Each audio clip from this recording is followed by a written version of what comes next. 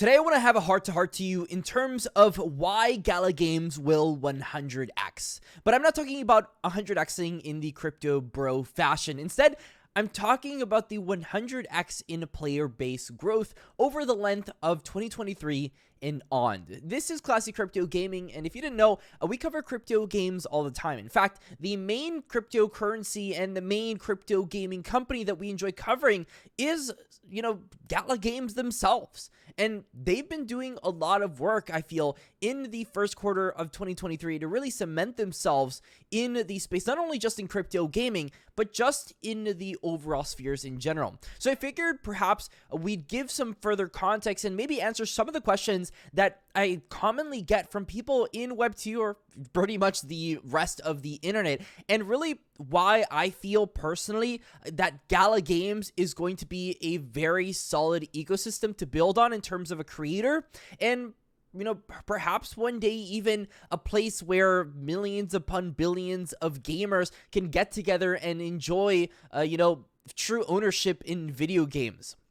And so I hope you enjoy the content. I hope you enjoy this little talk on crypto games. I do have my little resident moon over here. It's a new one. Doesn't have any battery, so I don't even know what it looks like, but hope you guys enjoy that little background figure. By the way, would you guys be up for a stream where I just go off there and let you guys purchase maybe a budget of $500 or $1,000? Just whatever we put in the background here.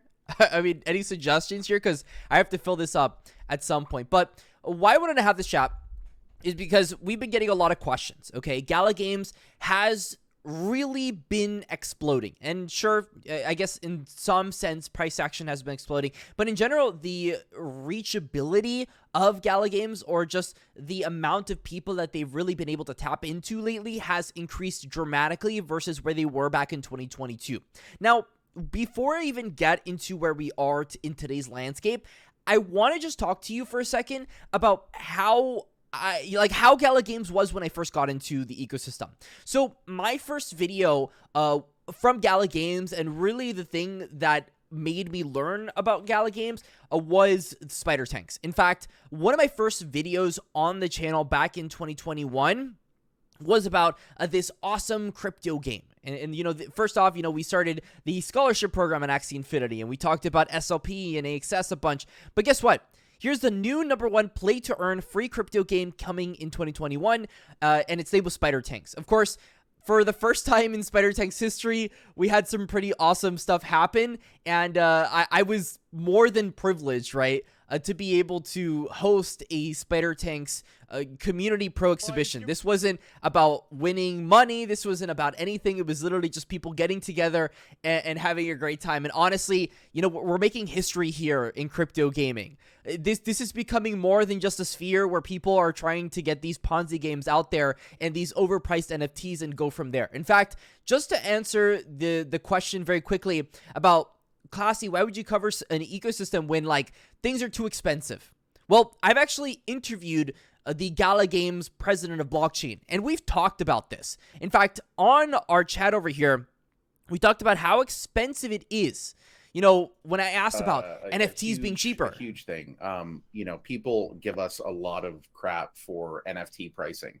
NFT pricing, exactly. I've addressed pretty much a lot of the concerns that people off of our ecosystem ask very frequently. And to be honest, as someone that spends money in these NFTs, and not even for the speculative value, I just want to play these games, but they're just worth a lot of money right now. I would love a world where we have the Generation 2 tanks coming in, which, that is something that they have teased and they're working on, which is going to be much cheaper, so we can onboard people at a much cheaper price.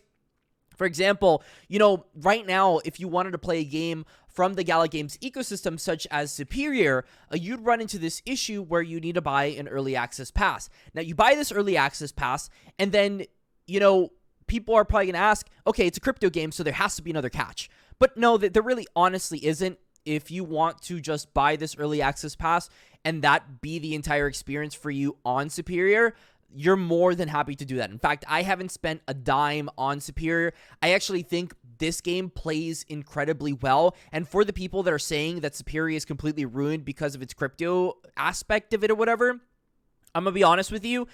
that couldn't be further from the truth. This game looks incredible. This game plays incredibly well. And by all accounts, this is a very good roguelike game. There's no strings attached.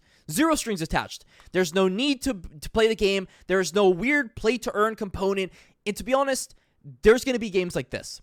And there's also going to be games out there, inevitably, that are going to be taking advantage of crypto technology for yield farming. That's where you get those DeFi protocols like Axie Infinity. If you don't know what even DeFi protocol means, that's cool. That's fine. You don't need to know what that means. But essentially, it's like, you know, it's that whole Ponzi-nomics that people keep talking about in terms of crypto games. That's when we get to that sphere. But guess what? A lot of games that are coming in the crypto gaming space in 2023 will not be featuring that. And that's kind of why you've probably been seeing a drought in terms of the amount of games actually out there right now. Because there's a lot of people that are actually spending an extra amount of time to make a good gaming experience. For example, one of them off the top of my head that's not even about Gala games would be like the Beacon. I like the Beacon. I think the Beacon plays really cool. Sure, they have the whole NFT thing, but this looks cool. Like, this plays well. This is one of those pixel-based games. It's a roguelite.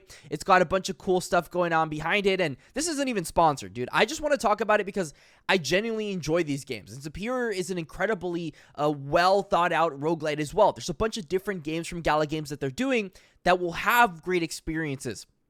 And so why I feel Gala Games is going to 100x is because I feel like there's going to be a point where people really realize that most crypto games actually aren't inherently bad in terms of like, okay, this is too expensive, this NFT. For example, like, there are nomads here, ancient nomads, that are 291,000 Gala tokens. If you put that on CoinGecko, it would be a very high price. Like, it'd be tens of thousands of dollars.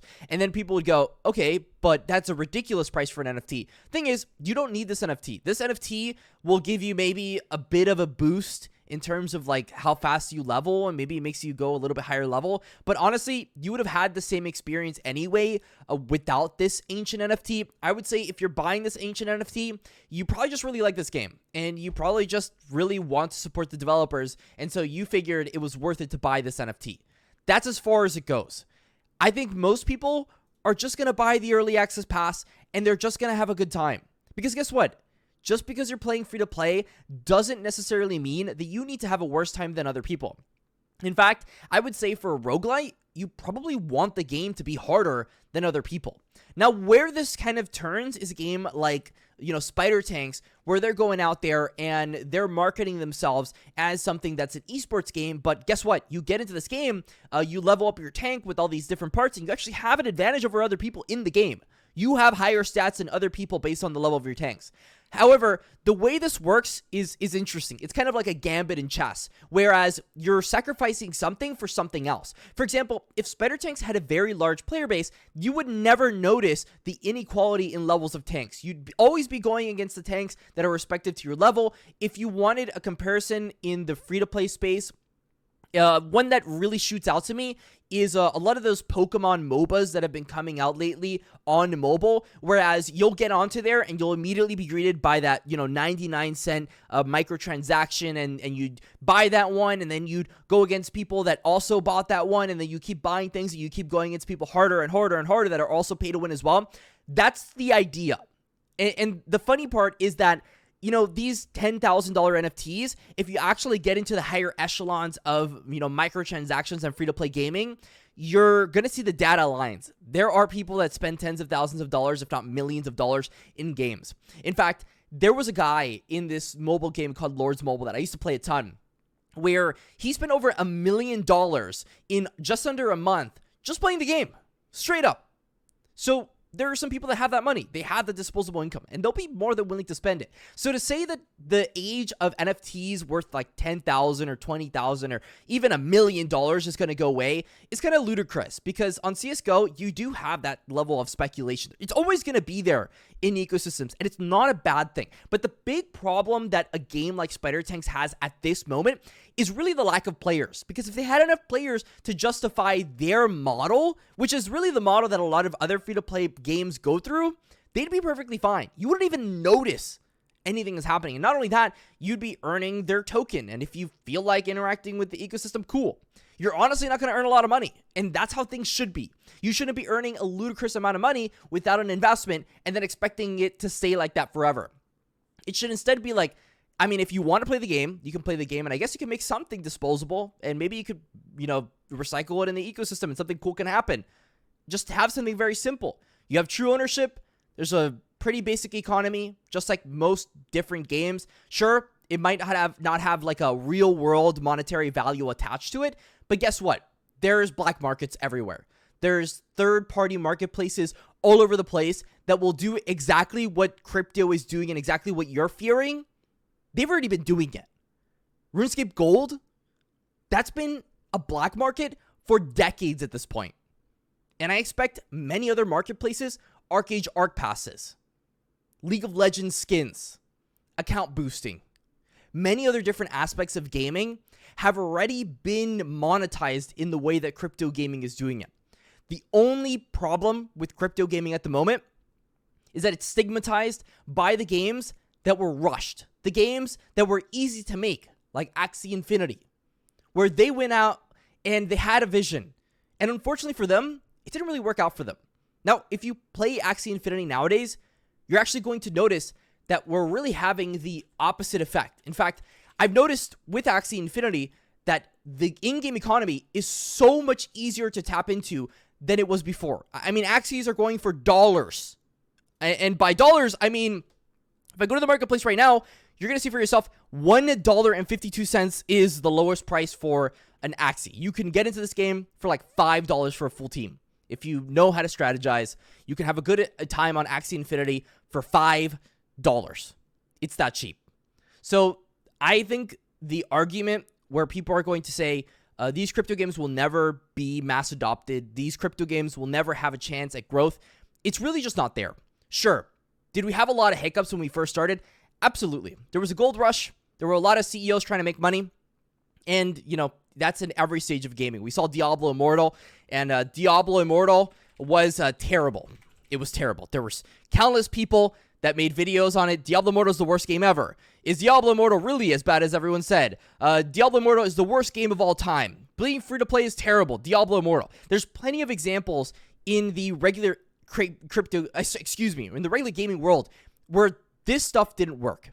And we can take these examples and we can make them better. Now, is that to say that this year we're going to get that game that really 300x is the price of the Gala Games token? I don't know. Listen, I don't know.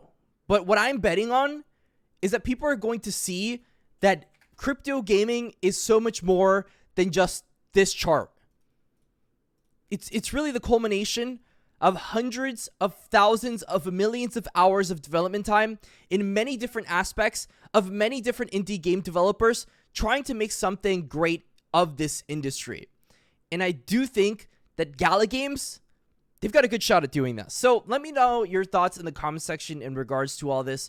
As always, if you enjoy the content, like and subscribe, leave your thoughts below. I'll be reading the comments. Stay safe, stay classy, and until the next time.